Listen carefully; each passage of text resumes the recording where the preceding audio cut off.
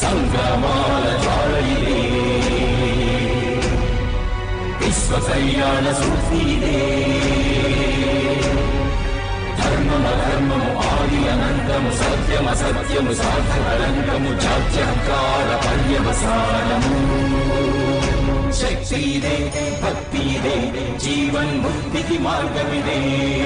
పంచమ వేద సారం మహాభారతం, కృష్ణుడు చూపిన లీల ఇది, జీవన వేద మార్గమిది, గీత జనించిన క్షేత్రమే ఇది. మహాభారత